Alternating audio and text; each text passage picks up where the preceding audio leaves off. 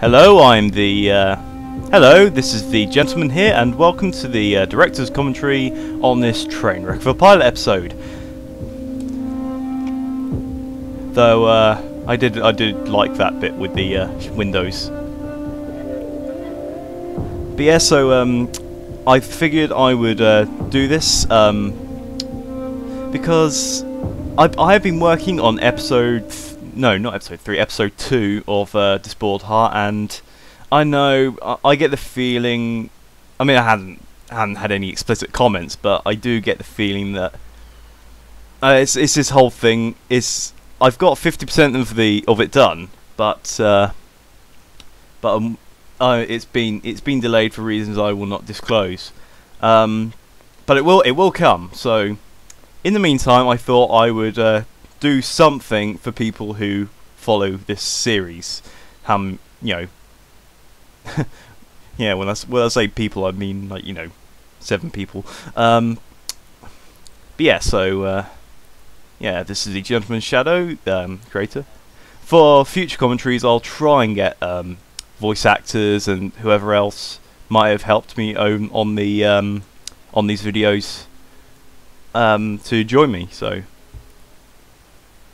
this is one sequence I did like, was this walking through this kind of canteen area. I just love this shot right here. I just love it. Just the shadows, and you see throughout these videos that I use. So I mean, it kind of almost harkens back to, like, my status as like an art student. Yeah, as like, my interest as an art student. I just love dark, sharp shadows, and I exercise a lot of that when shooting these. I did like this a little bit. I thought this bit was well executed. It's kind of surreal.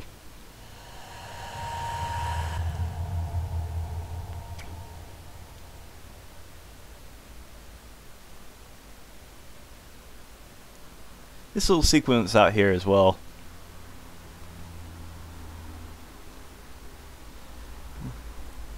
As I said, there's this episode. There's such a quality leap between 0 and 1. Well, episode 1 is possibly my favourite bit of machinima I've done so far. But episode 0, that shot, I did like that one. As I said, I just love the sharp shadows, and it's very abstract, which I think, I guess that's one of the reasons why I decided to choose Silent Hill as a basis for, like, my first proper machinima, because I could just do so many abstract and wild things with it, non-conventional. To me, Silent Hill almost seems to have its own genre convention, its own genre conventions, independent from the rest of a lot of its genre, which it just allows me to do all these really abstract things. This bit I did not like. I'm not proud of at all, because I used the Catmull ROM cameras. I think that's the name of the add-on, Garry's Mod add-on, to do a lot of the kind of moving camera shots, and I can't, because I used the in-game post-processing settings to do a lot of the darkness effects and stuff you see in this machinima in episode 1 and episode 2. But for some reason it won't work when you're recording with Catmull ROM cams, so I had to dub those over, try and get a similar effect in Sony Vegas. And I actually had something a lot better planned for this sequence, but that abyss he's looking into, I'm not going to say what I was planning to do, but what I wanted to do something more impressive with that. But for some reason I got this bug with the map, which whenever I went into no-clipped into the abyss, my game would crash instantly. So all I could do was this abortion of a shot. Ah, gosh. Sorry. Another another thing is the hat tool, which I don't know if anyone knows the Henry's animation tool for Garry's Mods, which you can download from garrysmod.org. It's a really great add-on. It's superb, but it's kind of difficult to get a grips of. I was just getting to grips with it with this episode. I think a lot of people notice that the custom animations on the ragdolls for episode 1 are way better than the ones in episode 0. You know, I'm way prouder of. I think the hat animations in episode 1 are just so much more natural. You might also notice clips just going black. Luckily, it didn't happen too much, but some point during the filming process of this of this episode, well, I was using WeGain for the most part, but at some point, for some reason I can't remember, it wouldn't let me use WeGain, so I had to use Source Recorder, which is a really good tool. But it's not very user friendly, and I encountered this with a music video project. Actually, I think that was probably about a year ago now. But you know, sometimes Vegas just doesn't like Source Recorder clips. I've no idea why, but you know, when they render, you'll just see a blank clip, and that's what happens with some of the clips in this, like including during that intro sequence when he walks out of the room. I forgot to mention this. Like when he looks at the gun, there was supposed to be a long shot of him with some dynamic shadows and stuff, and then it cuts.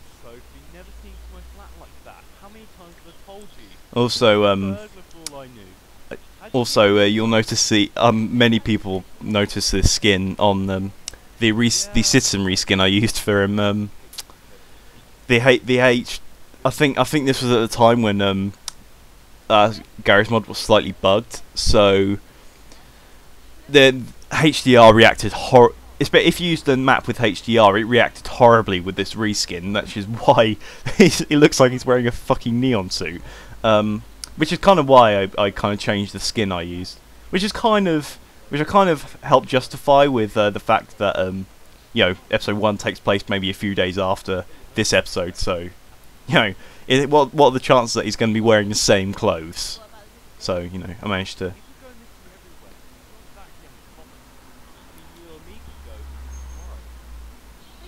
I hate the sloppy editing. I will admit, at one point I had a much different idea for the plot. I will not say it, and I won't say what I do now, because obviously that's spoilers. I managed to adapt my idea for the plot around this. I did consider remaking this, but you know, it's like with my early Citizen's Mind episodes. I just, you know, move on. I just move on. That's all in the past. This is me trying to capture the style of Silent Hill with the notes and stuff, but a lot of a couple of the responses said there's just too much reading in this bit. This whole note takes up like a full minute, so that's a lot of time spent just reading over a still image, which is something I avoided in episode 1. Like, you had the map. In episode 1 you had the map, but I had other stuff going on over it, so you could read what was on the map if you wanted to, but it wasn't necessary, and you had other stuff going on there. So that's strange. So yeah. Also, apparently our protagonist has the ability to make letters invisible. Let me see that. You don't remember sending anything off? No. Well, oh god, lip sync's just horrible at this on some of these lines. Stroke of luck, I guess. I really love this map. I found this map on garrysmod.org and I just wanted to use it. You should go. Seize the opportunity, Dad would say. I don't know. Plus, like here, the sound editing is so sloppy during this episode, which is something I'm really proud of that I improved in episode 1. Okay. Like, for some clips I muted the in-game sound from the clip, but on others I didn't. And a lot of the times the music either a lot of the time during this episode the music's either too quiet or too loud. Mum and Dad for you. I love the I love the shadows on her Probably not face the on right that time, shot. so- Just as I said, I just love I dark But just remember, shadows. I I love how don't the way think he's it's silhouetted. any of it. Thanks, Though that Mum. might have been me trying to avoid the HDR glare. Oh god. Hold on, here it is. Hang on, fade out. There.